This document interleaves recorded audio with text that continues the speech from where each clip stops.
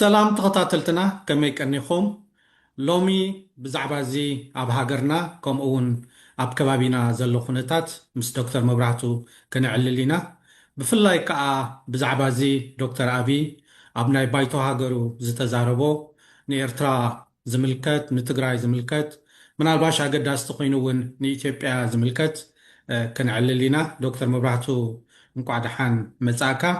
ምናልባሽ ከም መጀመሪ ኮነና ብዛዕባ ውሽጢ ሃገር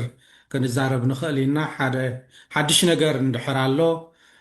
ሚኒስትሪ ትምህርቲ ብዘይ ሚኒስተር ድሕሪ ሚኒስተር ሰመረ ርእሶም ማለት እዩ ንነዊሕ ግዜ ከይዲ ፀኒሑ ሕጂ ሓዳሽ ሚኒስተር ከም ተሸመት ዳርጋ ብዘይ ወግዓዊ ሰሚዕና ሕጂ ግን ወግዓዊ ኮይኑ ኣሎ ማለት እዩ ኣብ ሜድያታት ናይ ኤርትራ ሚኒስተር ናይ ትምህርቲ ተባሂላ ትፅዋዕ ኣላ ዶክተር ሓሊማ መሐመድ ማለት እዩ ብሓፈሻ ክንሪኦ ከለና ዶክተር ሓሊማ መሐመድ ኣብ ሚኒስትሪ ትምህርቲ ንነዊሕ ድፀንሐት ብዙሓት ድሕረ ባይተኣ ከም ዝነግርዎ እውን ቤት ትምህርቲ ሰውራ ዝኾነት እያ ማለት እዩ ኣብዚ እኮ ሓድሽ ነገር ኣለውን ክንብል ኣይንኽእልና እቲ ሚኒስትሪ ትምህርቲ ሚኒስተር ምምዳቡ ሓደ ፅቡቕ ነገር ክንወስዶ ንኽእል ኢና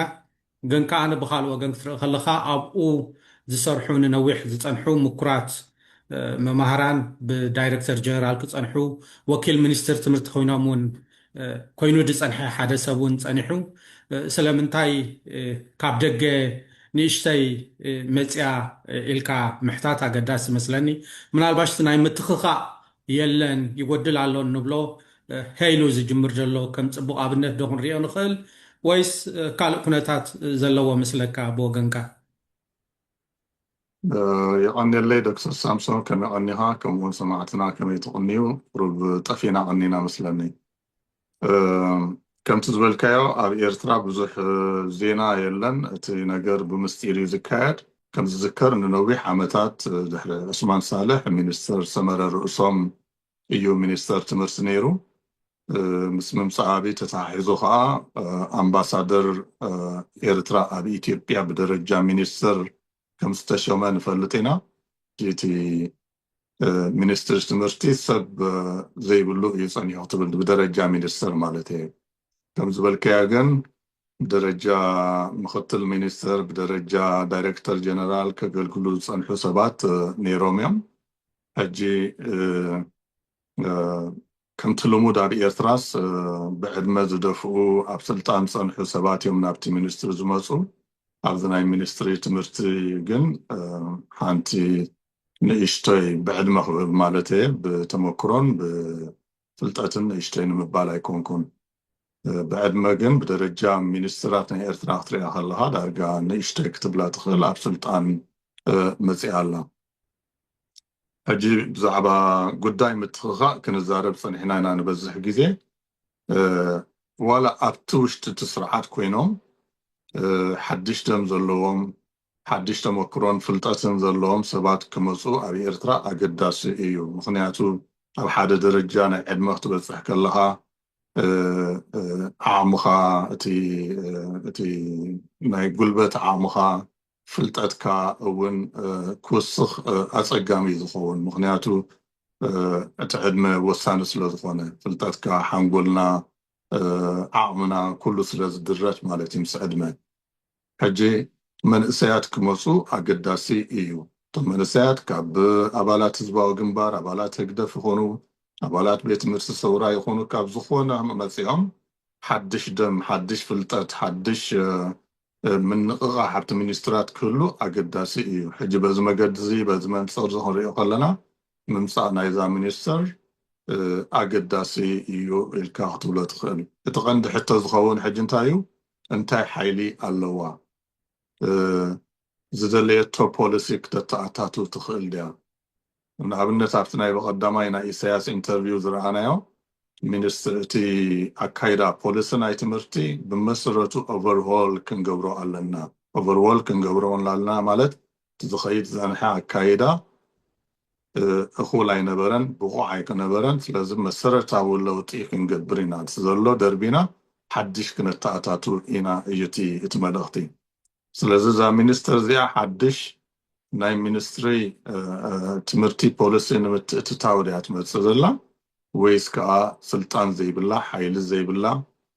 ከምቶም ካልኦት ሚኒስትራት ዝተባሃለቶ እትገብር ሚኒስተርያ ምስ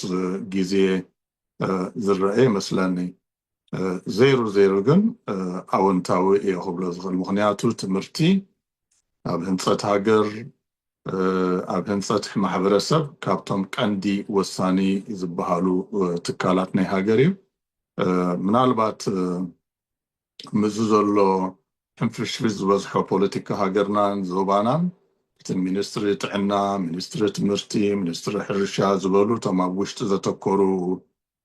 ሚኒስትሪታት ብዙሕ ድምፆም ኣይስማዕን ዝበዝሕ ግዜ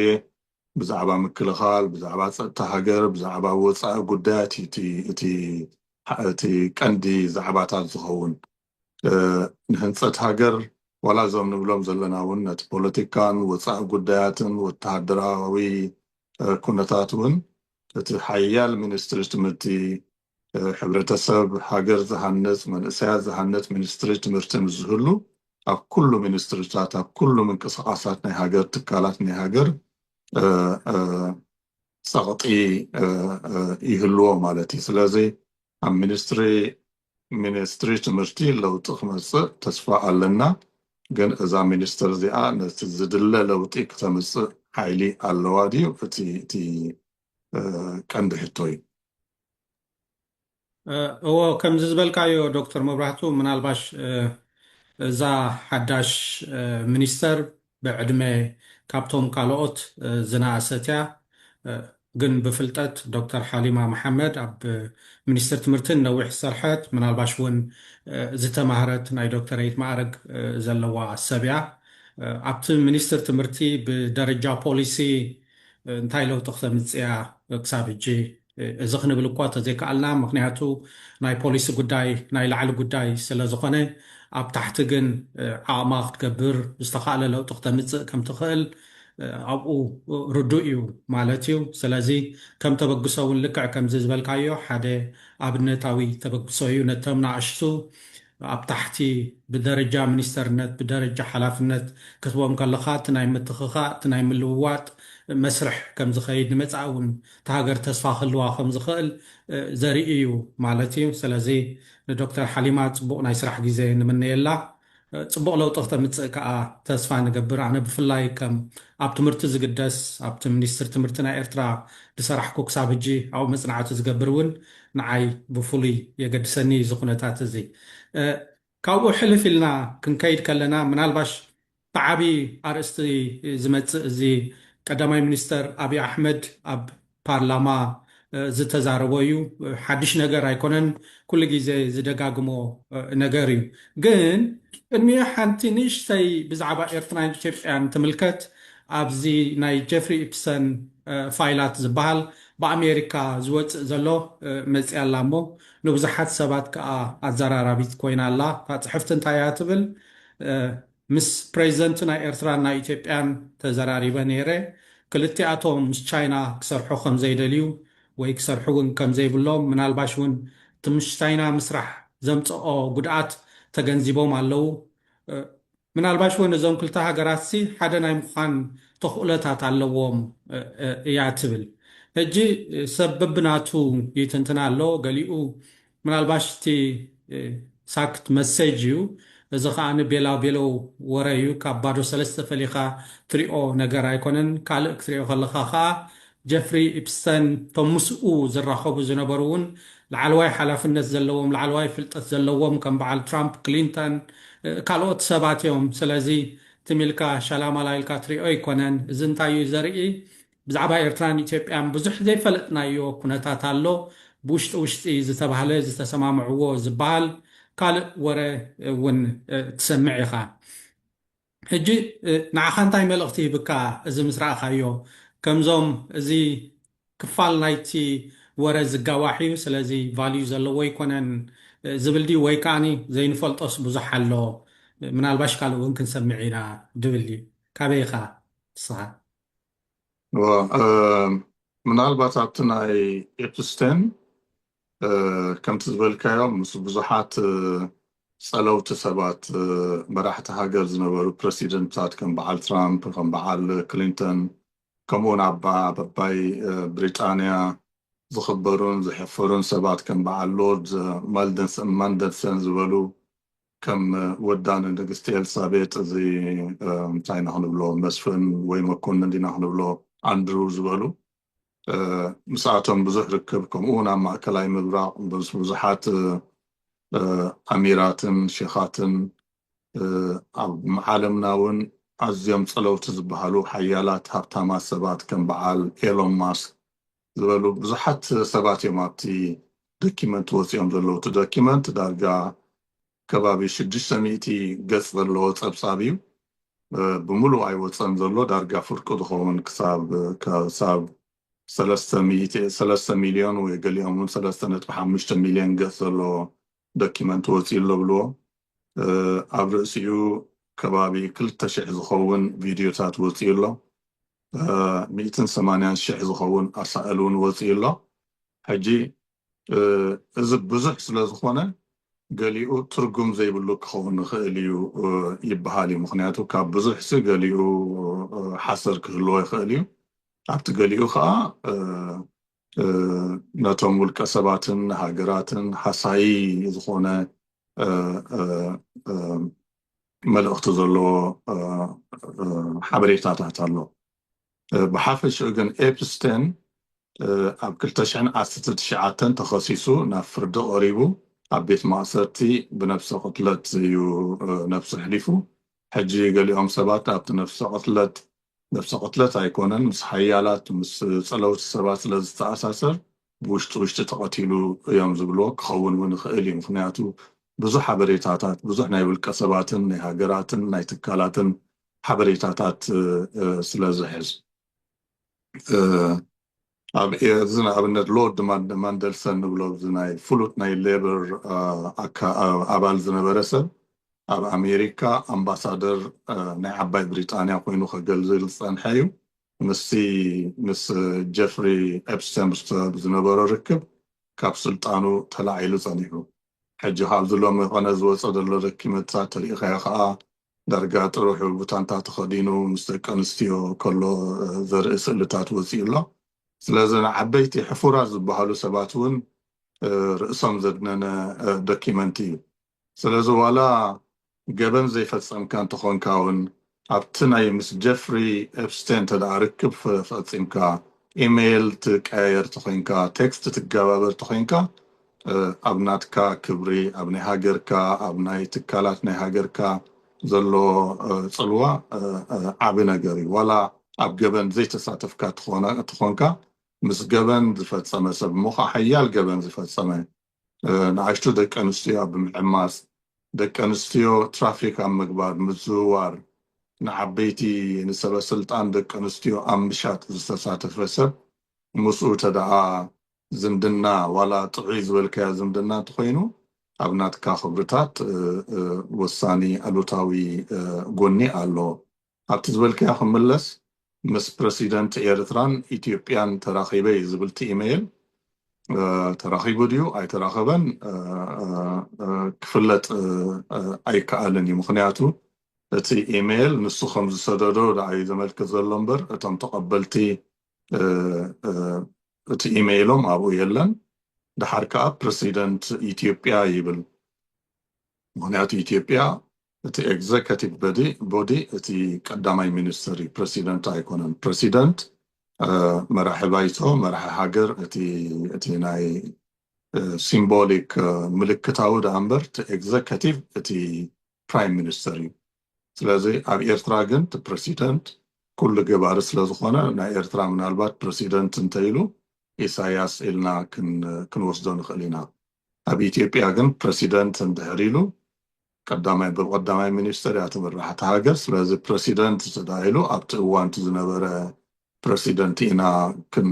ክንርኢ ማለት እያ ብምክንያቱ እቲ ኢሜይል ብ18 ሓምለ 2018 ተሰዲዱ እዩ ዝብል ስለዚ ኣብቲ እዋን ዝነበረ ፕረሲደንት ናይ ኢትዮጵያ ማለት እዩ ዜሮ ግን ክልተ እዩ መልእኽቲ ሓደ ኣብቲ ሞንጎ ኤርትራን ኢትዮጵያን ናይ ሰላም ርክብ ስለ ዝጀመረ ሕጂ ናይ ሰላም ህንፀት ናይ ሰላም ወፍሪ ክነካይድ እዩ ዝብል ኣብ ዶብ ኢትዮጵያን ኤርትራን ዓብይ ወፍሪ ክካየድ ምስ ክልቲኦም ፕረሲደንትታት ተሰማሚዕና ይብል ከም ዝበልከዮ ከዓ ክልቲኦም ፕረሲደንትታት ከዓ ምስ ቻይና ነቲ ናይ ቻይና ወፍሪ ከም ዘይድግፉ ንቻይና ከም ዘይኣምኑ እውን ይገልጽ ካብኡ ሓሊፉ ክልቲአን ሃገራት ሓደ ክኾና እውን ዕድል ኣለዎን ይብል ማለት እዩ ስለዚ ምስቲ ኣብ ባይታ ዝነበረ ኩነታት ክትሪኦ ከለካ ቁሩብ ዘመሳስል ኣለዎ ምክንያቱ እቲ ራፕሮችመንት ኣብ መንጎ ኤርትራን ኢትዮጵያን ዝነበረ ናይ ሰላም ርክብ መንጎ ኣብን ኢሳያስን ዝነበረ ናይ ኣብን ናይ ኢሳያስን ወፍሪ ጥራይ ዘይኮነ ናይ ደገ ሓይልታት ብፍላይ ካብ ምዕራባውያን ኣሜሪካውያን ብሓይሊ ይደፍእሉ ከም ዝነበሩ ኩላትና እንፈልጦ እዩ ኣብይ እውን ብድርኺት ብድፊት ኣሜሪካ ኣብ ስልጣን ከም ዝመፀ ምዃኑ ዳርጋ ኩሉ ሰብ ዝኣምነሉ እዩ ስለዚ ናይ ኣሜሪካ ድሌት ኣብቲ ጉዳይ ሰላም እንተተፀባረቐ ዝገርም ኣይኮነን ግን እታ ናይ ቻይና ኣብ ምልክት ሕቶ ተኣትያ ክልቲአን ሃገራት ብፍላይ ኢሳያስ ኣብ ቻይና ፍሉይ ኣረኣያ ዘለዎ ዳርጋ ናብ ኣምልኾ ዝመስል ዘለዎ እዩ ቻይና ኣብ ልዕሊ ኢትዮጵያ እውን ኣብ ውሽጢ ኢትዮጵያ ብዙሕ ወፍሪ ዝገበረት ሃገር እያ ኣብ ዝሓለፈ 30 ዓመታት እቲ ዝዓበየ ወፍሪ ናይ ቻይና ናይ ቱርኪ ዝመሰለ እዩ ናይ ምዕራባውያን ኣይኮነን እቲ ዝበዝሐ ወፍሪ ኣብ ኢትዮጵያ ዘሎ ኣብ ትሕቲ ቅርፂ ኣብ ፋብሪካታት ኣብ ንግዲ ቻይና ብዙሕ ተሳትፎ ገይራ ስለዚ ኢትዮጵያን ኤርትራን ቻይና ይፀልኡ እዮም ቻይና ኣብቲ ከባቢ ፅልዋ ክህልዋ ኣይደልዩን እዮም ዝብል ዳርጋ ሓቂ ኣይመስለንን ምናልባት ድሌት ናይ ኤፕስቴን መሰረቱ መበቆሉ ኣይሁዳዊ ኮይኑ ኣይሁዳዊ ኣሜሪካዊ እዩ ብድሕሪት ናይ እስራኤል ረብሓ ናይ ኢማራት ረብሓ ናይ ናቱ ናይ ውልቁ ናይዞም ሃብታማት ሰባት ረብሓ ዘንፀባርቕ እዩ እዞም ሃብታማት ቢልዮነራት በዓል ኤሎን ማስክ ምስኡ ዝተኣሳሰሩ እዚ ኩነታት ኤርትራን ኢትዮጵያን እንተደኣ ናብ ሰላም ተሰጋጊሩ ኣብቲ ዞባ ወፍሪ ክገብሩ ከም ዝደልዩ ፍሉጥ እዩ ካብኡ ሓሊፉ እውን ናይ ሶማሊላንድ ጉዳይ እውን ይለዓል እዩ ሶማሊላንድ እውን ናይ ኢንፍራስትራክቸር ሃብ ማእከል ናይ ኢንፍራስትራክቸር ናይ ትሕተ ቅርፂ ክትከውን ዝብል እውን ኣብቲ ናይ ኤፕስቴን ዶኪመንትስ ተጠቒሱሎ ስለዚ እቲ ጉዳይ ድሌት ናይ ኢትዮጵያን ናይ ኤርትራን ጥራሕ ዘይኮነ ድሌት ናይ ኤፕስቴንን እቶም ምስኡ ዝመሓዘቡ ሃብታማትን ቢልዮነራት ውልቀ ሰባትን ሃገራትን ናቶም ድሌትን ረብሓታትን ዘመልክት እዩ ኣብኡ ኣብ ጉዳይ ሶማሊላንድ ኢማራት ተጠቒሳላ እስራኤል ተጠቒሳላ ስለዚ ብሓፈሹ እንታይ የመልክተና እዚ ጉዳይ ናይ ቀይሕ ባሕሪ ናይ ወሽመጥ ዓደን ናይ ሶማሊላንድ ናይ ዓሰብ ሕቶ ጉዳይ ናይ ኤርትራን ናይ ኢትዮጵያን ጥራይ ዘይኮነ ጉዳይ ናይ ኢማራት ናይ ሃብታማት ናይ ቢልዮነራት ውልቀ ሰባት ከምኡውን ናይ ምዕራባውያን ሃገራት ምዃኑ እውን እቲ ናይ ጀፍሪ ኤፕስቴን ዶኪመንት የመልክት ማለት እዩ እወ መብራህቱ ከምዚ ዝበልካዮ እዚ ናይ ኤፕስቴን ኢሜይል ኣብ መጨረሽቲ ሓምለ 2018 እዩ ተሰዲዱ ከምቲ እሱ ዘርእዮ ማለት እዩ ኖት ተባሂሉ ከም ጥብቆ ንእሽተያ ኣብ ታሕቲ ተፃሒፋ ደላ ካልእ ክትጠራጠሮ ዝገብረካ እቲ ሓምለ 2018 እቲ ናይ ኢትዮጵያን ናይ ኤርትራን ስምምዕ ዳርጋ ናብ ንቡር ዝምለሰሉ ዝነበረ ኩነታት እምበር ሓደ ሃገር ክንከውን ክልተ ሃገር ክንከውን ኣብ ዝበሃል ደረጃ እውን ዝበፅሐ ኣይመስለንን እቲ ሓምለ ፕሬዚደንት ኢሳያስ እዚ ተጋገየ ናብ ኢትዮጵያ ከይዱ ምናልባሽ ኣብ እውን ናብ ኤርትራ መፂኡ ክኸውን ይኽእል እዩ ግን እቲ ዲክለሬሽን ዝበሃል ተዓቢ ክንሪኦ ከለናስ ኣብ መስከረም 2018 ኣብ ጅዳ እዩ ተገይሩ ክበሃል ይከኣል ስለዚ እቲ ግዜ ናቱ እንድሕር ሪኢኻዮ እውን ዳርጋ ዝያዳ ከም ትጠራጠር ዝያዳ እቲ ሓበሬታ ትሕዝቶ ዘለዎ ከም ዘይኮነ ዘርኢ ኮይኑ ይስምዓኒ ወገነይ እውን ክሪኦ ከለኹ ሕጂ ኪንኡ ክንከይድ ከለና እዚ ምናልባሽ ዘይንፈልጦ ነገራት ኣሎ ንምባል እውን ይመስል ኣብይ ሓደ ካልእ ኮንስፓይረሲ ቴዎሪ ረክብሎ ወይ ከዓኒ ዘረባ ኣምፂኡ ኣብዚ ትማሊ ዝገበሮ ኣባይቶ ናይ ሃገሩ መደረ ማለት እዩ እቲ ዓባይ ሽዑ ኣምፂዋ ዝበሃል ዘይሰማዕናያ ቅድሚ ሕጂ ዘይተረኣየት እንድሕር ነይራ ምስ ኤርትራ ዝነለና ዘይምርድዳእ ብሰንኪ ባሕሪ ዝመፀ ኣይኮነን እንታይ ደኣ ብሰንኪቲ ኣብ ትግራይ ዝገበርዎ ጨፍጫፍ ዶ ምዕናው ናይ ንብረት ምውራስ ዶ ካብኡ ዝተበገሰ እዩ ግደፉ ኢልናዮም ስለ ዘይሰምዑና ልኡኽ ናብ ኤርትራ እውን ሰዲደ ኣብ ገለ እዋን ንገዱ ጠቂስዎ ኣሎ ክትሓትዎ ትኽእል ኢኹም ስለዚ ትሽግርና ካብኡ እዩ ዝብገስ እዩ ክብለና ፈቲኑ ሕጂ ስለምንታይ እዩ ኣብይ እዚ ሕቶ እዚ ኣምፂኡ ይመስለካ ክቅደል ከለዎ ድዩ ምናልባሽ እውን ምስኡ ምናልባት ኣብቲ ሰራዊት ኤርትራ ጨፍጫፍ ፈፂሙ ዶ ዓመት ፈፂሙ ፋብሪካታት ዓንዩ ድዩ ትሕተ ቅርፂ ዓንዩ ድዩ ዝብል ምናልባት ኣብኡ ተፈላለየ ኣረኣያ ክህልወና ክእል እዩ ምናልባት ዘይሩ እቲ ሕቶ ኣብ ማእከላይ ዝኾነ ናፃ ብዝኾነ ሓይሊ ካብ ኤርትራን ካብ ኢትዮጵያን ካብ ትግራይን ወፃኢ ብዝኾነ ሓይሊ ተፃርዩ ክረአ ዘለዎ ይመስለኒ እቲ ሕቶ ዝኸውን ሰራዊት ኤርትራ ኣብ ትግራይ ዝኣተወ ብናይ መገዲ እዩ እዚ ኩናት እዚ ናይ ትግራይን ናይ ኢትዮጵያን እዩ ኤርትራ ዋላ እኳ ኣብ ኩናት ትግራይ ኣብ ጉዳይ ኢትዮጵያ ረብሓ እንተለዋ ብፍላይ ከዓ ኣብ ኤርትራ ዘሎ ስርዓት ምስ ሕወሓትን ምስ መንግስቲ ወደግን ፅልኢ ስለ ዝነበሮ ንሕወሓት ክስዕር ዝነበሮ ቂም ከውፅእ ዕድል ተጠቂሙ ኣትዩ ክኸውን ይኽእል እዩ ግን ኣብዚ ዓዳምን ተዓዳምን እዮም ዘለዉ እቲ ኩናት ናይ ኢትዮጵያ ኩናት እዩ መንግስቲ ኢትዮጵያ ኣብ ልዕሊ ትግራይ ዝካየዶ ኩናት እዩ ኣብቲ ኣብ ልዕሊ ትግራይ ዝካየዶ ኩናት መንግስቲ ኢትዮጵያ ባዕሉን ኣብ ውሽጡ ዘለዉ ሓይልታት ናይ ኢትዮጵያን ካብ ደገ እውን ከም ኤርትራ ዝበሉ ካብ ናይ ሶማልያ ካብ ናይ ኢማራት ካልኦት ወሳሲፉ እዩ ነቲ ኩናት ኣካይድዎ ስለዚ ኤርትራ ኣብዚ ተዓዳሚት እያ ዋላ ሰራዊት ኤርትራ ገበን ፈፂሙ ተኮይኑ እቲ ገበን ቀዳማይ ዝሕተተሉ መንግስቲ ኢትዮጵያ እዩ ምክንያቱ መንግስቲ ኢትዮጵያ እዩ ንሰራዊት ኤርትራ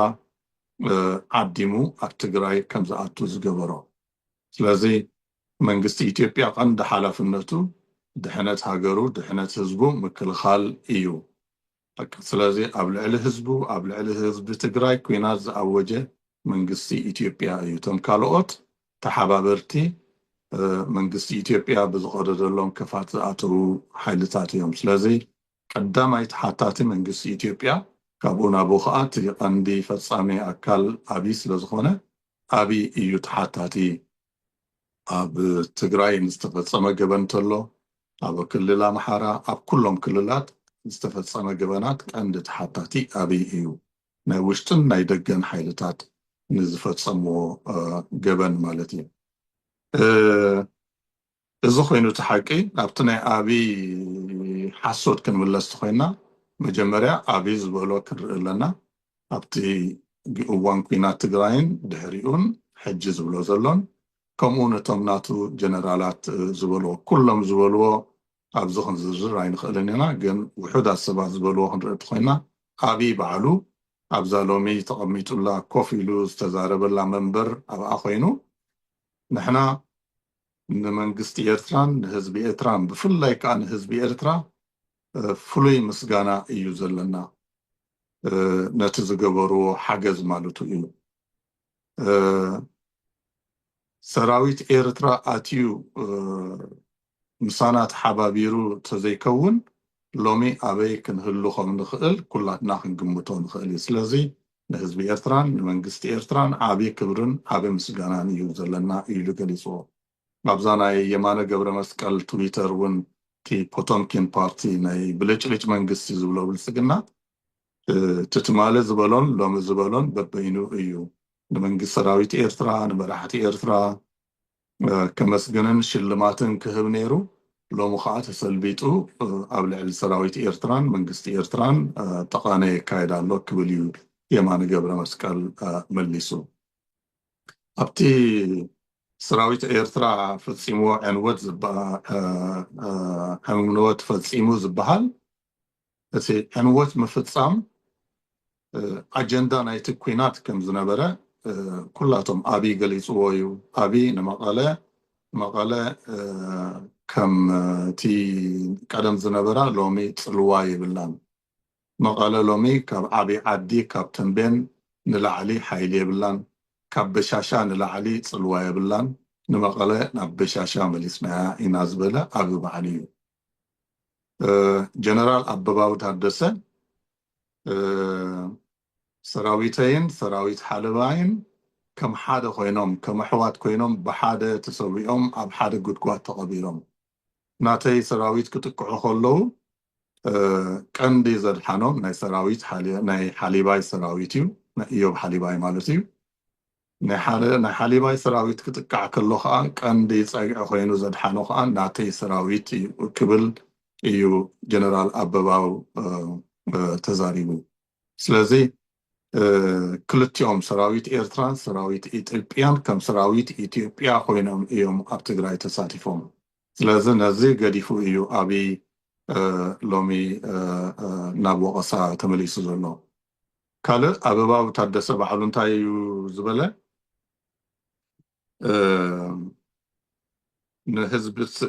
ንህዝቢ ትግራይን ንሰራዊት ትግራይን TDF-ን ፈላልዩ ከም ዘይረአዩ ገይርዎ ማለት እዩ። ምክንያቱ እቲ ሕወሓት ወይ ከዓ ሰራዊት ትግራይ ኣብ ህዝቢ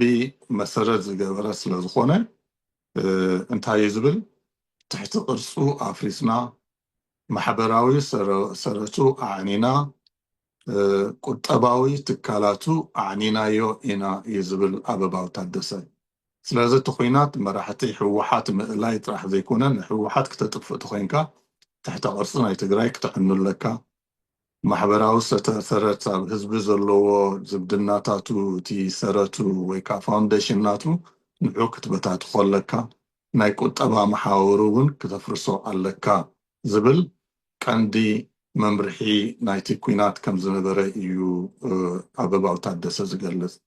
እዚ ኣበይ ዝበሎ ግን ሕጂ ተገልቢጡ ንሕና ሰራዊትና መቐለ ምስ ሓዘ ደድሕሬና መፅኦም ንመቐለ ዓንዮም ሰራዊትና ኣክሱምን ሽረን ምስ ሓዘ ደድሕሬና መፅኦም ሕጂ እንታይ ዝብል ዘሎ ሰራዊትና ምስ ሕወሓት ምስ ሰራዊት ትግራይ ይዋጋ እቶም ናይ ኤርትራ ሰራዊት ከዓ ብድሕሪት መፅኦም ዝምታን ዕንወትን ይፍፅሙ። ስለዚ ንሕና መውፃእቲ ሓራ እሶም ከዓ ዕንወት ፈፀምቲ ኣብቲ ናትና መስዋእቲ ንዑ ተጠቂሞም ደድሕሬና መፅኦም እዮም ዕንወት ፈፂሞም እዩ ዝብል ዘሎ። ሰራዊት ኤርትራ ኣብ ትግራይ መስዋእቲ ከም ዘይፈፀሙ እንታይ ደኣ ተቐንዲ መስዋእቲ ተቐንዲ ኩናት ዘካየዶ ሰራዊት ብልፅግና ምዃኑ ሰራዊት ኤርትራ ግን ተለቂቡ ዕንወት ክፍፅም ትካላት ከፍርስ ክዘምት ከም ዝኣተወ ገይሩ እዩ ገሊፁ። ኣብ ባይታ ግን እንታይ ተፈፂሙ ኩላትና ንፈልጦ ኢና። ክንደይ መንእሰያት ኤርትራዮም ኣብ ትግራይ ጠፊኦም ክሳብ ሎሚ መን ምዃኖም ስድራ ቤቶም ክሳብ ሎሚ ዘይፈለጡ ዘይትነግሩ ዘይተረድኡ ከም ዘለው ኩላትና ንፈልጦ እዩ። ኤርትራ ኣብዚ ኩናት ናይ ትግራይ ክሳብ ክንደይ መስዋእቲ ከም ዝኸበለት ኩላትና ንፈልጦ እዩ። ምናልባት እቲ ኩናት ንሰማዓሉን ዘይንሰማዓሉን ኤርትራውያን ኣብ 2 ደንበ 3 ደንበ ተፈላለዩና ኢና። ኣነ ንኣብነት ብውልቀይ ኤርትራ ኣብ ኩናት ትግራይ ክትኣቱ ኣይነበራን ካብ ዝብሉ ዝነበሩ እዮም። ምክንያቱ እቲ ሰራዊት ናይ ትግራይ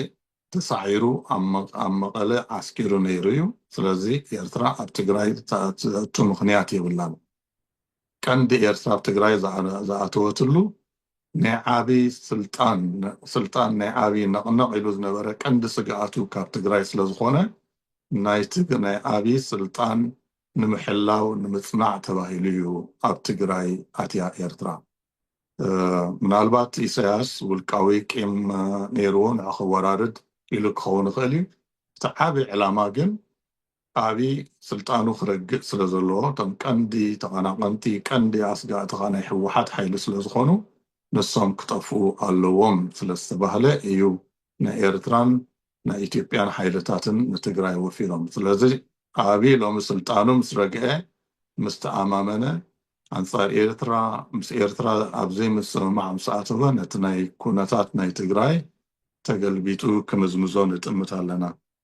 ካብቲ ሓንቲ ዝገረመትኒ ካብ ዝበሎ ህዝበይ ኢሉ ማለት እዩ። ኣነ ህዝበይ ከድሕን ኣብ ዝንቀሳቐሰሉ ዝነበርኩ ሰራዊት ኤርትራ ዝኩሉ ዕንወት ይፍፅም ነይሩ። ኣነ ህዝበይ ከድሕን ኣብ መቐለ ኮፍ ኢለ ኣብ ዝነበርኩሉ እውን ሰራዊት ትግራይ ናብ ኣምሓራ ከይዱ ዕንወት ይፍፅም ነይሩ እዩ። ሕጂ እንታይ እዚ ንህዝቢ ትግራይ ካብ ሕወሓት ምንፃል ኤርትራን ናይ ሕወሓት ሓይልን ናይ ትግራይ ሓይልን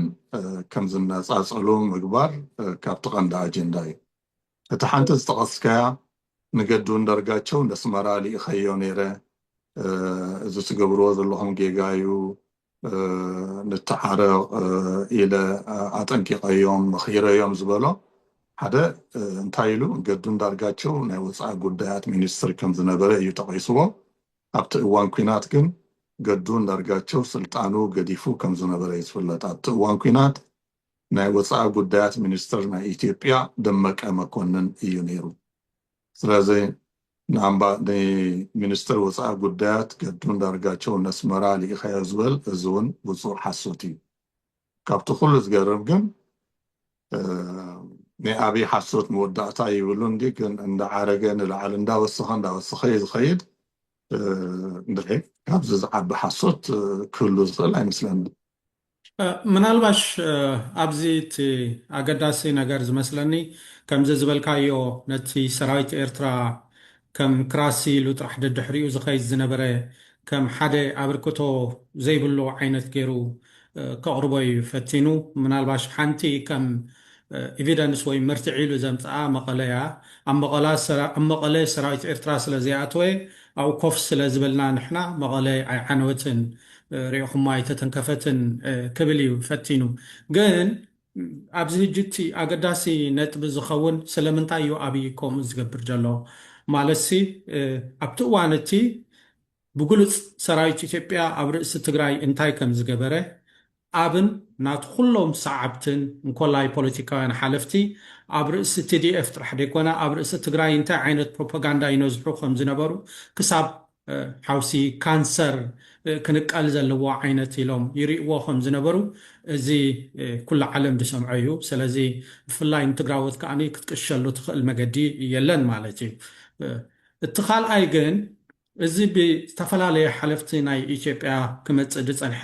ኣብ ኢትዮጵያ ዝተገብረ ኣብ ትግራይ ዝተገብረ ግፍዒ ዝበዝሐ ብሰራዊት ኤርትራ ተገይሩ 3/4 ብሰራዊት ኤርትራ ተገይሩ ተባሂሉ ብጌታቸው ረዳ ብጀነራል ጻድቃን ምናልባሽ ብካልኦት ክንሰምዖ ፀኒሕና ኣብ ከዓ ነዚ የራጉድ ኣሎ ሓደ ናሬሽን ይፈጥር ኣሎ ኮይኑ ይስምዓኒ። ምክንያቱ እቲ ግፍዕታት ኣብ ትግራይ ተገበረ ብኤርትራውያን ተገይሩ ንዝብል እዩ። እቲ ካልኣይ ከዓ ከምዚ ዝበልካዮ እቲ ትግራይ ንሕና ኮነ ሓልየልኩም ኢና ነርና ንምባል እዩ። ስለዚ እንታይ ክረክብ እዩ ዝዘሊ ዘሎ ካብዚ ዓብዪ ብወገንካ ብንፁር ሕፅር ኣቢልካ? ሓደ ካብ ሓላፍነት ምህዳም እዩ ከም ዝበልከዮ ጌታቸው ጀነራል ጻድቃን ኩሉ ዝተፈፀመ ገበን ሰራዊት ኤርትራ ከም ዝተፈፀመ እንዲኦም ዝገልፁ እቲ መፅናዕቲ ንኣብነት ናፃ ብዝኾነ ኣካል ብመቐለ ዩኒቨርሲቲ ተኻይዱ ገለ እዮም ዝብሉ። መቐለ ዩኒቨርሲቲ ናፃ ድዩ? ዩኒቨርሲቲ ጎንደር ናፃ ድዩ? ናይ ጎንደር ዩኒቨርሲቲ እኮ ናይ ማይ ቃድራ መጥቃዕቲ ኣመልኪቱ መፅናዕቲ ገይሩ መብዛሕትኡ ሰራዊት ትግራይ ከም ዝፈፀምዎ እኮ ኢሉ እኮ መግለፂ ኣውፅኡ እዩ። ሕጂ እቶም ዩኒቨርሲታት ካብቶም መንግስታት ናፃ ኣይኮኑና እቲ ዞባ ኩላትና ንፈልጦ እዩ። ጌታቸው ረዳ ምስ ኣልጀዚራ ኣብ ዝገበሮ ቃለ መሕትት መሕዲ ኣብ ኤርትራ ኣብ ትግራይ ጀኖሳይድ ተፈፂሙ ድዩ ምስ በሎ እዎ ተፈፂሙ ኣሚኑ ነቲ ጀኖሳይድ ከም መመሪሕዎ ድሕሪ ኣብዪ ኣሕመድ ነቲ ኩናት መሪሕዎ ነቲ ጀኖሳይድ እውን ኣብዪ ኣሕመድ ይፈፂምዎ ክበሃል ከሎ ጌታቸው ረዳ እዎ ኣብ ኣሕመድ እዩ ፈፂምዎ ኢሉ እዩ። ስለዚህ እቶም መራሕቲ ፖለቲካ ትመርገጾም ንግሆ ንግሆ ዝቀያየር ስለዝኾነ ጌታቸው እንታይ ኢሉ ጻድቃን እንታይ ኢሉ ኣብይ እንታይ ኢሉ ብዙሕ ዘገድስ ኣይኮነን ምክንያቱ ሓሶት ኣካል ናይ ፕሮፓጋንዳ እዩ እሞ ካብቲ ዞባና ከዓ ኣብ ኩሉ ግዜ ሓሶት ሓቂ ጉዳይ ናይ ኩናት እኳ ተኾነት ኣብ ዞባና ግን ብፍላይ ኣብዚ ናይ ኢትዮጵያ ኩነታት እዚ ሕጂ ኣብ ኢትዮጵያ ዘሎ ስርዓት ትሪኢኻ ከዓ ንግሆ ንግሆ መርገፁ ዝካየር ንግሆ ንግሆ ዝበሉ ቃላት ዘይደግም እዩ ስለዚ ሓደ ኣብይ ካብቲ ናይ ጆኖሳይድ መሪሕነት ወይ ከዓ እቲ ዕንወት ኣብ ትግራይ ዝተፈፀመ ንሱ ከም ዘይፈፀሞ እቲ ተቐነ ናብ ካልኦት ከላግቦ ከም ዝደሊ ቀንዲ ናይ ፕሮፓጋንዳ ካድሬታት ከዓ ሕጂ ቅድም ናይ ኢትዮጵያ ሓይልታት እዮም ነይሮም ሕጂ ከዓ ናይ ትግራይ ሓይልታት እዮም ዝመርሕዎ ዘለኹም ዝብልካዮ ጌታቸው ረዳ ጀነራል ጻድቃን ጀነራል ሳሞራ ዝበሉ ሕጂ ናይ ኣብይ ካድሬታት ኮይኖም ቀሪቦም ዘለዉ ስለዚ ሓደ ንኣብይ ኤግዞነሬት ምግባር ካብ ገበን ተሓታቲ ከም ዘይከውን ምግባር እዩ ሓደ እቲ ካልኣይ ከዓ ከምቲ ሓንቲ ወይ ዝበልክዎ ኣብ መንጎ ትግራይን ኣብ መንጎ ኤርትራን ፍልልይ ከም ዝህሉ ምግባር ምክንያቱ እቲ ናይ ፅምዶ ዝበሃል ኩነታት ዋላ እኳ ስልታዊ ትኾነ ብደረጃ ኩናት ክንሪኦ ከለና እቲ ፅምዶ ናይ ኩናት ፅምዶ እዩ መንጎ ኤርትራን መንጎ ትግራይን ከምኡውን መንጎ ትግራይን ኤርትራን ኣምሓራን ዘሎ እዞም ሰለስቲኦም ናይ ኦሮሞ ሓዊስካ ንኣርባዕተ ሓይልታት ኣንጻር ኣብይ ተዳኣ ሰሚሮም ኣብይ እቲ ዝደልዮ ንትግራይ ስዒሩ ድሓር ካብኡ ሰጊሩ ንኤርትራ ክስዕር ስለ ዘፀግሞ ኣብ መንጎ ኤርትራን ኣብ መንጎ ትግራይን ፍልልይ ክህሉ ካብቲ ቀንዲ ዝሰርሓሉ ዘሎ ፖሊሲ እዩ ስለዚ ናይ ትማሊ ዘረባ ንህዝቢ ትግራይ ካብ ወያነን ካብ ሕወሓትን ካብ ኤርትራን ምንፃል እዩ እዚ ኣብ ትግራይ ዘሎ ሓይሊ ንህዝቢ ትግራይ ህዝበይ ክብል ከሎ እቶም ኣብ ትግራይ ዘሎ መሪሕነት ወያነ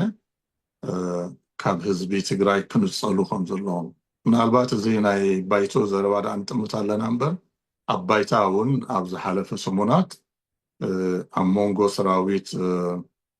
ኢፒኤፍ ወይ ከዓ ኣብ ዓፋር ዘሎ ናይ ሰላም ሰራዊት ዝብል ናይ ትግራይን ኣብ መንጎ ሕወሓት እውን ዓብይ ኩናት ከም ተኻየደ እዩ ዝግለጽ ዘሎ ስለዚ ኣብ ባይታ ብኩናት ብፕሮፓጋንዳ ከዓ ንህዝቢ ትግራይ ካብ ሕወሓት ምፅፃል ንኤርትራን ንትግራይን ከዓ ዘለዎን ርክብቲ ናይ ፅምዶ ስትራቴጂ ወይ ከዓ ስልታዊ ርክባት ከዓ ንዑ ከዓ ከም ስጋኣ ስለ ዝረአ ንዕውን ንምድኻም ዝጠመተ እዩ ዝመስለኒ ናተይ ኣረኣዩ ኣብቲ ናይ ኤርትራ ኩነታት ክንመፅእ ከለና ከም ኣመሉ ንባሕሪ ዘመልከተ እውን ብዙሕ ተዛሪቡ እዩ ሓደ በባልዮም ይኹን በቦሌ ባሕሪ ከም ዘይተርፍ ኢልና ኣሎ ምናልባሽ ብፍቶት ይኹን ብሓይሊ ዝብል ንምግላፅ ክኸውን ይኽእል እዩ ካልእ እውን ናብ ዓሰብ ዘተኮረ ዓሰብ እኮ ንሕና ኢና ሃኒፅናያ ኢትዮጵያ ሃኒፃታ ቅድሚ ኩነታት እጂ ኩሉ ነገር ምስ ተረጋግአ ኣብቲ ናይ ቀደምና ትምልከተና ትብፅሓና ይትወደብ ዘምስል ኣምፅኡ ካልእ እውን ምስ ናይ እስራኤል ምስ ናይ ጎላ ሃይትስ ዝበሃል ወይ ከዓ ናይ ጎላን ዝባናት ጎላን ዝብልዎ ምስኡ ምስ ናይ ፀጥታ ዓይነት እውን ኣተሓሒዝዎ ክንብሎ ንኽእል ኢና ሕጂ ሓድሽ ነገር ኣምፅኡ ድዩ ብዚ ናይ ባሕሪ ዘይሰማዕናዮ ነገር ኣሎ ድዩ ወይስ ናይ ቀደም እዩ ዝድገም ዘሎ ክንብል ንኽእል ሓድሽ ነገር ኣምፅአን ሓድሽ ነገር ዘምፅኦ ነገር ተሃልዩ እቲ ኣተኩሮ ናብ ሃገራዊ ፀጥታ ናብ ናሽናል ሴኪሪቲ ኮይኑ ኣሎ ቅድሚ ሕጂ ንኣብነት ብታሪኻዊ መንገዲ ብሕጋዊ መንገዲ ብዝምድናታት ህዝብታት ብቁጠባዊ ብገለ እዩ ዝብል ነይሩ ሕጂ ግን ናብታ ናይ ሃገራዊ ፀጥታ ጉዳያት እስራኤል ንኣኽራናት ወይ ከዓ ዝባናት ብረኽቲ ጎላን ክትቋፀሮ ከላ ናይ ሶርያ ልኡላዊ ግዝኣት ምዃኑ ትፈልጥ ነይራ ግን ብምኽንያት ሃገራዊ ፀጥታ ኣገዳሲ ስለ ዝኾነ ንእስራኤል ሰራዊት ኤርትራ እስራኤል ክቋፀሮ ስለ ዘለዎ ተባሂሉ ኣብኡ ኮፍ ኢሉ ማለት እዩ ስለዚ ዓሰብ ከዓ ናይ ጉዳይ ናይ ፀጥታ ስለ ዝኾነ ልኡላውነት ሃገራዊ ግዝኣት ዶባት ናይ ሃገር ብዘየመልክት ዓሰብ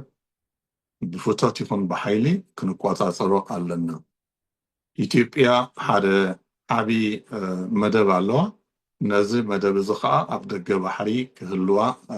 ብዘይ ኣብ ደገ ባሕሪ ክትፈፅሞ ስለ ዘይትኽእል ኣብ ደገ ባሕሪ ክህልዋ ኣለዎ ብበወልየ ይኹን ብባልየ ካብ ብበወልየ ይኹን ብባልየ ቅድሚ ሕጂ እውን ብርሃኑ ጁላ ዝበላያ ሓዳሽ ነገር ኣይኮነትን ኣብቲ ከባቢና ካብ ባፅዕ ክሳብ ዶባት ኬንያ ክሳብ 5,000 ዝኾን ገማግም ባሕሪ ኣሎ ንሕና ግን ከም ኢትዮጵያ ንሓቶ ዘለና 50 ኪሎ ሜትር ጥራሕና ንሓትት ዘለና ኢሉ እውን ተዛሪቡ እዩ ስለዚ 50 ኪሎ ሜትር ኣብ ናይ ኤርትራ ባሕሪ ድያ ኣብ ናይ ጅቡቲ ባሕሪ ድያ ኣብ ናይ ሶማልያን ሶማሊላንድ ባሕሪ ድዩ ኣብዚ ኣይገለፀን ግን ኣብቲ ናይ ዓሰብ ተመሊሱ ዓሰብ ከም ስትራቴጂካዊ ታርጌት ከም እትርአ እዩ ገሊፅዋ ዘሎ ምስ ኮረብታታት ጎራን ኣነፃፂሩ ክገልፅ ከሎ ካልእ ምስታ ናይ ቀዳማይ ዝበልናያ ምስቲ ታሪኻዊ ኩነታት እውን ትተኣሳሰር ንዓሰብ ዝሃነፅናያ ንሕና ኢና ኢሉ ኣብዚ ቁሩብ ሓቅነት ኣለዎ ግን ብግዜ መቃን ተቐምጦ ነይርዎ መኣስ እዮም ሃኒፆምና ዓሰብ ቅድሚ ትልያን ዳርጋ ኣይነበረትን ቅድሚ 1869 ናይ ጆሴፔ ሳፒርቶ ተፈራሪሙ ኣብ 1870ታት ጥልያን ኣብኡ እግሮም ካብ ዘቐመጥሉ ግዜ ኣትሒዛያ ክትምዕብል ጀሚራ ሳፔቶ ኣብ ዝመፃሉ እዋን ዓሰብ ኣይነበረትን ከም ወደብ እውን ትፍለጥ ኣይነበረትን በቲ ሓደ ታጁራ ነይራ ፍልጥ ወደብ ትሕቲኣ ዓባይ ወደብ በርበራ ኣላ ብሰሜን ከዓ ባፅዕ ኣላ ካብ ከባቢ ዓሰብ ክንርኢ እንተኮይና በይሉል ሓንሳብ ምናልባት ንኢትዮጵያ ዝኣትዉ ወፃእተኛታት ብበይሉል ኣቢሎም ዝሓልፍሉ እዋን ነይሩ እዩ ዓሰብ ግን ኣይነበረትን ኢኻ ክትብላ ትኽእል ስለዚ ዓሰብ ከም ዓሰብ ዝኾነት ምስ ምምፃእ ጥልያን ተሰሓሒዙ እዩ ዓሰብ ኮይና ድሓር ምስ ጥልያን ዓብያ እቲ ቀንዲ ወፍሪ ናይ ዓሰብ ግን ከምዚ ኣብዩ ዝበሎ ኣብ ግዜ ሃይለ ስላሴ ካብ ፌደሬሽን ንድሓር እዩ ቀንዲ ወደብ ናይ ኢትዮጵያ ኮይና ክተገልግል ስለ ዝጀመረት እቲ ዝዓበየ ወፍሪ ናይ ኢትዮጵያ ካብ ስሳታት ናይ ወደብን ናይ ሪፋይነርን ኣብ ዓሰብ ስለ ዝኾነ ዓሰብ ልዕሊ ባፅዕ ዓብያ ስለዚ ብወገን ኢትዮጵያ ብዙሕ ወፍሪ ተገይርላ ግን ወፍሪ ስለ ዝገበርካሉ ንሓደ ቦታ ናትካ ድዩ ብዓመፅ ምዝሓዝካዮ ቦታ ወፍሪ ስለ ዝገበርካሉ ናተይ ክትብል ይኽእለካ ድዩ እስራኤል ከምዚ ሕጂ ዝበልናዮ ጎቦታት ጎላን ብሓይሊ ሒዛቶ ኣላ ግን ኣብ ተወሰነ እዋን ናይ ፀጥታ ኩነታት ተተቐይሩ ናብ ሶርያ ክትመልሶ እያ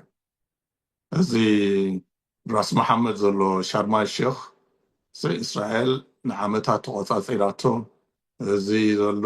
ሪዞርትስ ናይ ቱሪዝም ትካላት ኣብ ሻርማል ሼክ ኣብቲ ከባቢ ሳይናይ ዘሎ እስራኤል ዝሃነፀቶ እዩ ትመሰረቱ እስራኤል ንግብፂ ክትረክባ ከላ ግን ነቲ ትካላት ኣረኪባቶ ኸይዳ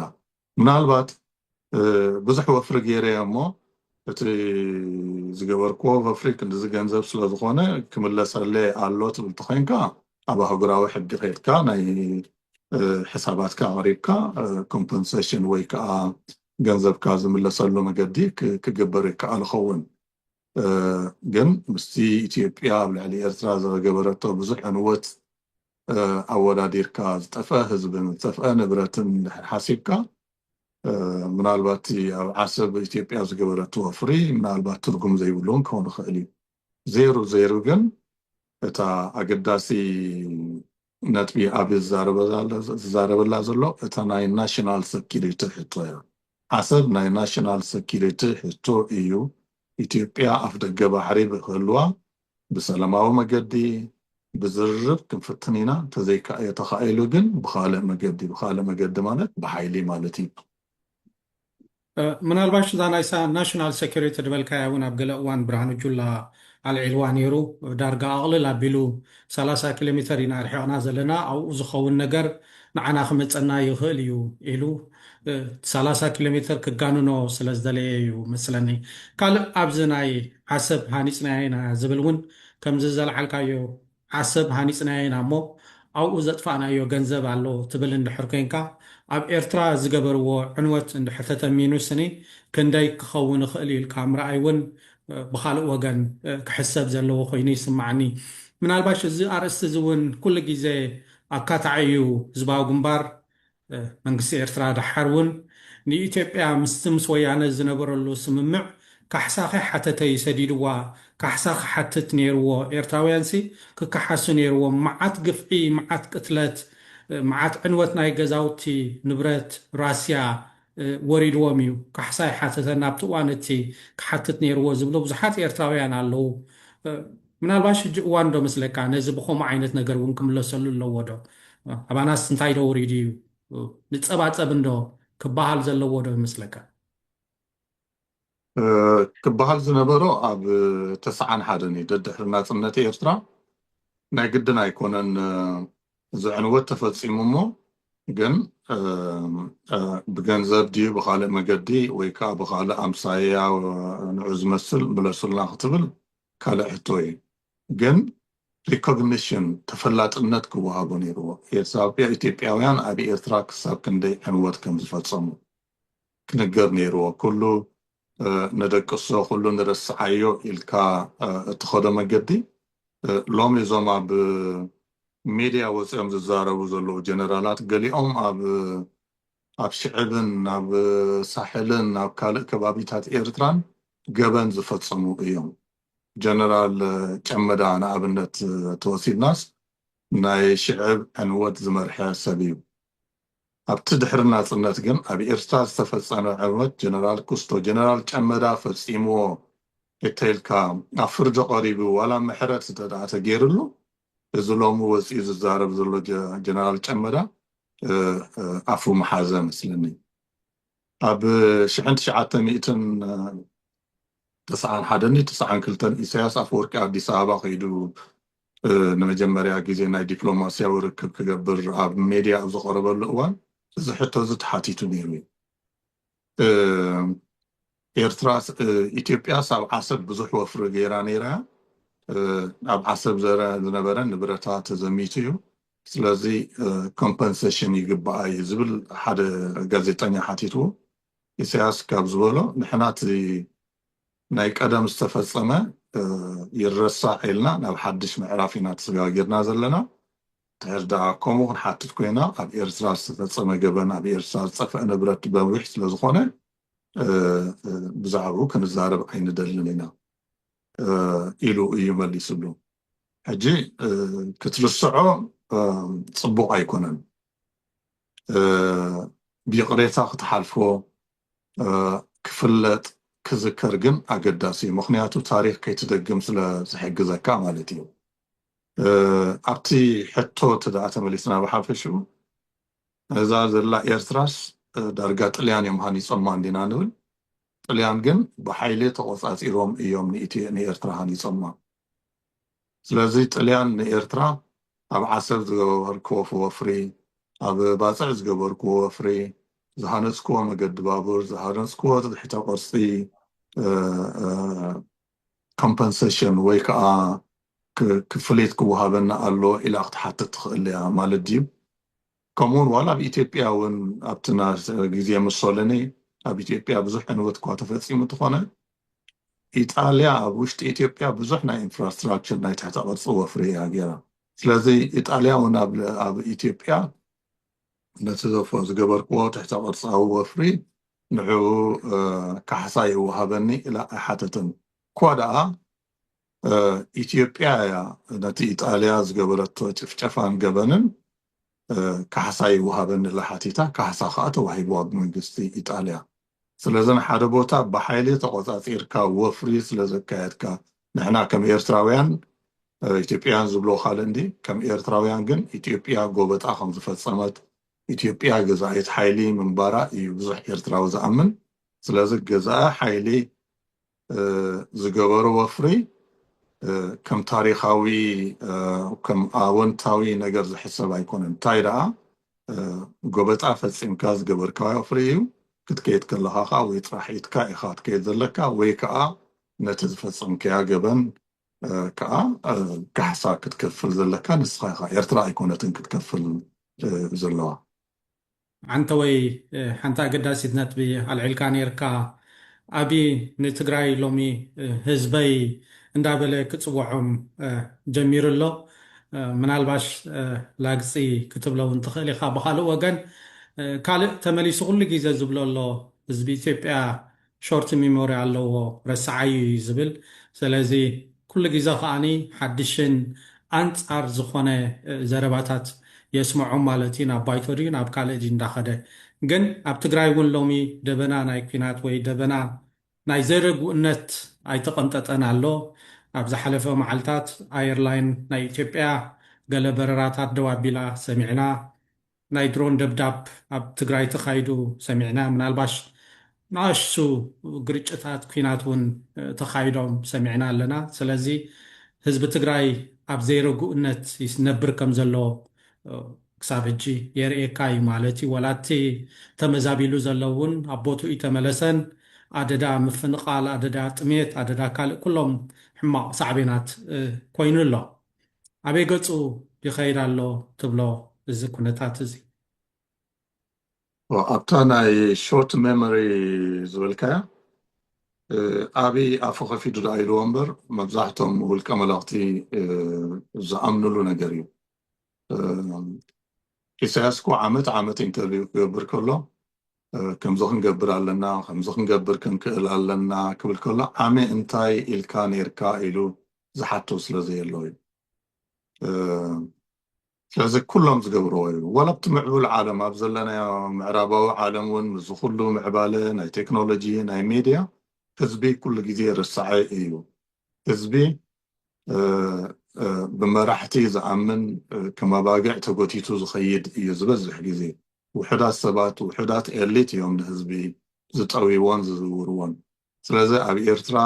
ኣብ ኢትዮጵያ ኣብ ትግራይ ጥራይ ኣይኮነን ህዝቢ ዝበዝሕ ግዜ ዝመሃር ኣብ ሓደጋ ምስ ኣተወ እዩ ኩናት ምስ ኣተወ ጥሜት ምስ መፀ ዕግርግር ክኣቱ ከሎ እዩ ከም ሓድሽ ተወዲቡ ዝንቀሳቀሶ እዚ ኩሉ ንሪኦ ዘለና ምስ ግዜ ትራምፕ ዝመፅእ ዘሎ ኩነታት እዚ ኤሮጳ ሕብረት ኣትይዎ ዘሎ ቅልውላው ናይ ቁጠባን ናይ ፖለቲካን ካብ ናይ ህዝቢ ድቃስ ዝብገስ እዩ ምክንያቱ ብዝሓለፈ 30 ዓመታት ርጉእ ኩነታት ስለዝተፈጥረ እቶም መራሕቲ ፖለቲካ ድላዮም ክገብሩ ክሕስቡ ክሰርቁ ዕድል ስለዝፈጥረሎም እዮም ከምዚ ሓንቲ ወይ ዝበልናያ ናይ ጀፍሪ ኤፕስቴን ኩነታት ሓደ ደቂ ኣንስትዮ ዝዕምፅ ደቂ ኣንስትዮ ትራፊክ ዝገብር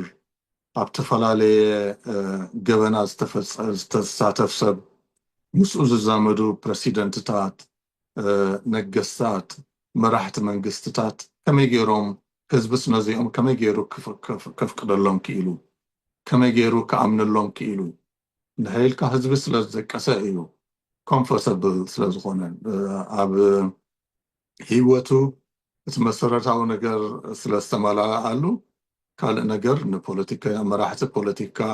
ክሓትት ካብኡ ሓሊፉ እውን ነስሶም ዝብልዎ ኣሚኑ ክመርፆም ኩሉ ግዜ ዝሕተት ሕቶ ኣሎ ህዝቢ ኣሜሪካስ ከመይ ገይሩ እዩ ንትራምፕ መሪፅዎ ህዝቢ ኣሜሪካ ዝበፅሐ ከመይ ህዝቢ ኣሜሪካ ዝበለ ዝነቕሐ ዝተማሃረ ብቁጠባ ዝሓየለ ህዝብስ ከመይ ገይሩ ንትራምፕ መሪፁ ከም ህዝቢ ዓዲ እንግሊዝ ዝበለ ከም ዩኬይ ዝበለ ህዝቢ ዝተማሃረ ዝነቕሐ ህዝቢ ከመይ ገይሮም በዓል ቦሪስ ጆንሰን ክፃወትሉ ክኢሎም ሕጂ ህዝቢ ብመሰረቱ ከምኡ እዩ ረስዓይ እዩ ህዝቢ ኢትዮጵያ ሾርት መመርያም ዝበሎ አብይ ንህዝቢ ኢትዮጵያ ይምልከት ንህዝቢ ኤርትራ ይምልከት ንሙሉ ህዝቢ ዓለም ዝምልከት እዩ ሕጂ ህዝቢ ትግራይ ነዚ ረሲዑ ምስ አብይ ይስለፍ ዶ ኣይስለፍን እቲ ቀንዲ ሕቶ ናይ ሓይሊ ሕቶ እዩ ዝኸውን ዝመስለኒ ምክንያቱ አብይ ብኣፍ ጥራሕ ኣይኮነን ህዝቢ ትግራይ ምሳኻ ኣለኹ ዝብሎ ዘሎ ማዕቀብ ናይ ቁጠባ ይገብር ኣለኹም ዝበልከያ ነፈርቲ ደው ኢለን ቀኒአን ሕጂ ሎሚ ቀደውን ጀሚረን ኣለዋ ባንክታት ከም ዝግድላዮም ወይ ከዓ ብሕጋዊ መንገዲ ከም ዝግብኦም ገንዘብ ከውፅእ ህዝቢ ኣይክእልን ዘሎ ኣብ ገሊኦም ባንክታት 10,000 ብር ጥራሕ ከም ትፍቅድ ከም ተውፅኦም ዘኽእሉኻ ገሊኦም 2,000 ገሊኦም 5,000 ስለዚ እቲ ናይ ቁጠባ ፀቕጢ ኣሎ ናይ ፖለቲካ ፀቕጢ ኣሎ እዚ ናይ ህዝቢ ትግራይ ናብ ናይ ቁጠባ ፀቕጢ ኣእቲኻ ካብ ሕወሓት ኣብ ልዕሊ ህዝባኻ ሕወሓት ከም ዘማርር ንምግባር እዩ ዝመስለኒ እቲ አብይ ኣብ ፓርላማ ዝተዛረቦ ከዓ መቐፀልታ ናይቲ ኣብ ባይታ ዝግበር ዘሎ ናይ ፕሮፓጋንዳ ጎስጓስ እዩ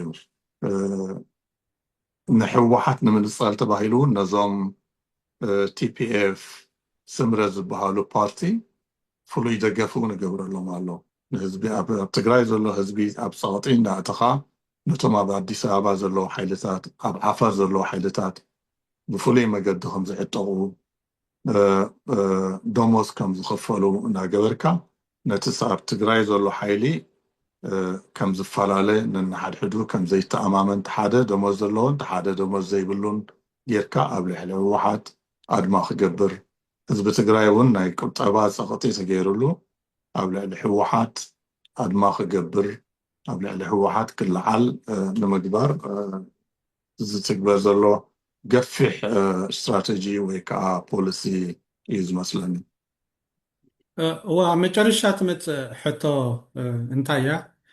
ከምዚ ትብሎ ዘለካ አብይ ዳርጋ ብኩሉ መገድታት ይሰርሕ ኣሎ ኢትዮጵያ ከዓ ማእከል ናይ ዲፕሎማስያ ማለት እዩ ከም ንሰምዖ ዘለና ዳርጋ ኣብ ወርሒ ሓደ ዓብይ ሚኒስተር ወይ ሓደ ዓብይ መራሒ የእንግድ ኣሎ ክትብሎ ትኽእል ኢኻ ናይ ዓዲ እንግሊዝ ናይ ወፃኢ ሚኒስተር ኢትዮጵያ ቅኒያ ኣብ ዝሓለፈ ሳልስቲ ማለት እዩ ሕጂ ብካልእ መገዲ ክትሪኦ ከለካ እውን ኣብን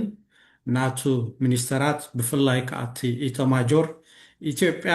ሓያል ወታደራውን ቁጠባውን ሓይሊ መስሪታ እያ ኣብ ዝብል ደረጃ ዝበፅሑ ይመስለኒ እቲ ዲፕሎማስያዊ ሓይሊ ከዓ ማዕረ ማዕረ ዝክልተ ይመፅእ ኣሎ ካብ ቀደም እውን ኢትዮጵያ ማእከል ናይ ዲፕሎማስያ ነይራ ክንብላ ንኽእል ኢና ምስ ናይ ኣፍሪቃ ሕብረት ርኢኻ ምስ ሃይለ ስላሴ ኣብ ምዕራብ ዘተኮረ ዲፕሎማሲ ዝፈጠሮ ርኢኻ ማለት እዩ ሕጂ ከዓኒ ኣብይ ነቶም ናይ ውሽጢ ሓይልታት ዳርጋ እንዳዳኸሞም ይኸይድ ኣሎ ፋኖ ካብ ቀደም እውን ብዙሕ ሓይሊ ዘለዎ ሓይሊ ይኮነን ናይ ትግራይ ቲዲኤፍ ከዓ ዳርጋ ተመቃቂሉ ኣዘዝቱ ኣብ ክልተ ተፈንጭሎም ገሊኦም ምስ ኣብይ ሰሚሮም ኣለው ክንብሎም ንኽእል ማለት እዩ ከም በዓል ጀነራል ጻድቃን ከም በዓል ጌታቸው ካልኦት ኣዘዝቲ ሰራዊት ወሲኽካ ማለት እዩ ሕጂ ኣብይ ዘይትንከፍ ኮይኑ ድዩ ገቢሉ ድዩ ገቢሉ ክትብሎ ኣፀጋሚ እዩ ኣብይ ስልጣኑ ጌና ኣብ ነቀይ ነቀይ እዩ ዘሎ ኢለ ዝኣምን ምክንያቱ ኣብ ኢትዮጵያ ዘሎ ፖለቲካ ንሓደ ሰብ ዘሕይል ኣይኮነን ኣብይ ኦፍኮርስ ኣብ ኣዲስ ኣበባ ዘሎ ቁጠባ ከምኡውን ናይ ኦሮሞ ህዝቢ ደገፍ ዘለዎ ይመስል ምክንያቱ እቲ ፖለቲካ ናይ ብሄር ስለ ዝኾነ እቲ ናይ ዜጋ ፖለቲካ ተዘይብልካ ብደረጃ ሃገር ዘይተሓስብ ኮይንካ ትግራይ ካብ ኢትዮጵያ ተዓቢ ኮይና ኣምሓራ ካብ ኢትዮጵያ ተዓቢ ኮይና ኦሮሞ ካብ ኢትዮጵያ ተዓቢ ኮይና ናይ ብሄር ፖለቲካ ናብ ውሽጢ ዝጥምስ ስለ ዝኾነ ሞንጎ ኣምሓራን ሞንጎ ትግራይን ዘሎ ዘይምትእምማን ተደኣ ዝዓበየ ኮይኑ ሞንጎ ኣምሓራን ኦሮሞን ሞንጎ ትግራይን ኦሮሞን ዘሎ ዘይምትእማን ዝዓበየት ኮይኑ እዚኦም ኩሎም ሓቢሮም ኣብ ሓደ መፂኦም ሓደ ሓይሊ ፈጢሮም ንኣብይ ክብድህዎ ኣፀጋሚ ኮይኑ ኣሎ ኣብቲ ውሽጢ ኣምሓራ እውን ደቂ ጎንደር ንጎንደር ጥራሕ ዝከላኸሉ ተኮይኖም ደቂ ጎጃም ንጎጃም ደቂ ወሎ ንወሎ ደቂ ሸዋ ንሸዋ ንሕ ኮይኖም እዚኦም ተጠሚሮም ሓደ ሓይሊ ክምስርቱ ኣፀጋሚ ኮይኑ ኣለዎ ማለት እዩ ስለዚ እቲ ናይ ኣምሓራ ወዳድባ ብመሰረቱ ክቕየር ኣለዎ ፋኖ ኣብ ሓደ መፂኦም ክንብል ከለና ኮንፌደሬሽን ናይ ፋኖታት እዩ ዝመስል ዘሎ ናይ ኣምሓራ ናይ ወሎ ናይ ሸዋ ናይ ጎንደር እዮም ዝመፁ ዘለዉ ሓደ ፋኖ ኣይመፀን ዘሎ ክሳብ ሕጂ ከምኡውን እቲ ናይ ትግራይ ሓይልታት እውን ትግራይ ዳኣይ በሃል እምበር ኣብ ውሽጡ እውን ፍልልያ ዘለዎ ይመስል ናይ ደቂ ምዕራብን ደቂ ደቡብን ደቂ ምብራቅን እውን ይርአ ኣሎ ንኣብነት ጌታቸው ረዳ ውድራያ ስለዝኾነ ነቶም ናይ ራያ ሓይልታት ካብቲ ናይ ትግራይ ዝብል ኣተሓሳስባ ወፂኦም ናብ ጌታቸው ከም ዝፅግዑ ምግባር ይመስል ስለዚ እዞም ተፈላለዮም ዘለዉ ሓይልታት ብሓደ ሰሚሮም ንኣብይ ክብድህዎ ኣፀጋሚ ኮይኑሎ ስለዚ ኣብይ ኣብ ስልጣን ክፀንሕ ይኽእል እዩ ማለት እዩ ግን ብኣንፃሩ ተሪኻ ኣብ ከዓ ነዞም ኩሎም ተፈላለዩ ሓይልታት ከዓ ኣሕቢሩ ሓደ ናይ ኢትዮጵያ ሓይሊ ገይሩ ኣንፃር ኤርትራ ኣንፃር ሱዳን ከዓ ከምፆም ከዓ ኣፀጋሚ ማለት እዩ ምክንያቱ እቲ ናይ ትግራይ ሓይሊ ካብ ብዛዕባ ኢትዮጵያ ክሓስብ ብዛዕባ ትግራይ ክሓስብ ናይ ውሽጢ ናቱ ናይ ውሽጢ ወፅዓታቱ እዩ ዘገድሶ እቲ ናይ ኣምሓራ ሓይሊ ከምኡ ናይ ኦሮሞ ሓይሊ ከምኡ ስለዚ ተኣማሚኖም ኣብ ሓደ መፂኦም ኣብ ውሽጢ ኢትዮጵያ ለውጢ ከምፅኡ ንኣብይ ክዓልዎ ወይ ክኣልይዎ የፀግሞም እዩ ኣብ ከዓ ነዞም ኩሎም ሓይልታት ኣብ ሓደ ኣምፅኡ ኣንፃር ኤርትራን ኣንፃር ካልኦት ከሰልፎም ከዓ የፀግሞ እዩ ምክንያቱ ኣብይ በቲ ሓደ ወገን ሓያል ናይ ኢትዮጵያ መራሒ ኮይኑ ናይ ዞባ ጎብለል ኮይኑ ክርአ ይደሊ ኣሎ በቲ ሓደ ወገን ከዓ ነዞም ሓይልታት እዚኣቶም ክበታትኖም ተኮይኑ ከዓ ዲቫይድ ኤንድ ሩል ፈላሊኻ ግዛእ ዝብል ፖሊሲ ስለ ዘለዎ ነቶም ናይ ኣምሓራ ከይሰምሩ ክፈላለዩ ነቶም ናይ ትግራይ ከይሰምሩ ክፈላለዩ ነቶም ናይ ኦሮሞ ሓይልታት እውን ከምኡ ናይ ኦነግ ናይ ኦህዴድ ናይ ገለ እንዳበልካ እቶም ካልኦት እውን ናይ ዓፈር ናይ ሶማሊ ሓይልታት እውን ከም ዘይሓብሩ ምክንያቱ ኣብቲ ናቶም ዘይምሕባር እዩ ናይ ኣብይ ስልጣን ዝምርኮስ ኣብ ናቶም ምሕባር ዝምርኮስ ነይሩ ዝኸውን ንዖም ኣሕቢሩ ናቶም መራሒ ኮይኑ ንኢትዮጵያ ሓያል ሃገር ገይሩ ናይ ዞባ ጎብለል ኮይኑ ክወፅእ መሓገዞ መስለኒ ስለዚ ኣብ ውሽጢ ዘካይዶ ዘሎ ናይ ፈላሊኻ ግዛእ ፖሊሲ ነቲ ኣብ ደገ ክካይዶ ዝደሊ ዘሎ ናይ ምውራር ወይ ከዓ ናይ ኢትዮጵያን ማትለቅ ኢትዮጵያ ዓባይ ናይ ምግባር ኢትዮጵያ ናይ ዞባ ጎብለል ናይ ምግባር ፖሊሲ በቲ ናይ ውሽጢ ዘካይዶ ዘሎ ፖሊሲ ዝፈርስ ዘሎ እዩ ዝመስል ስለዚ እንታይ ኢና ካች 22 ዓይነት እዩ እንተገበርካ ወዮ እንተዘይገበርካ ወዮ እዩ ዘሎ ስለዚ ኣብይ ናይ ዞባ ጎብለል ኮይኑ ክወፅእ ኣፀጋሚ እዩ ብውሽጢ ከዓ ንኣብይ ከዓ እቶም ናይ ኢትዮጵያ ሓይልታት ሓቢሮም ከዓ ከኣልይዎ ከዓ ኣፀጋሚ እዩ ስለዚ ናይ ደገ ምትእትታዊ እዩ ወሳኒ መስለኒ ደቂ ኣብይ ክሕይልን ኣብይ ካብ ስልጣን ክእለን ዝውስን ኣብዚ እዋን እዚ እሞ ንሎሚ ናብዛ ኣኽለና መስለኒ እቲ ኩነታት እንዳረኣና ከዓኒ ሓድሽ ሓበሬታት ተሎ ክነምፀልኩም ኢና የቐኒየልና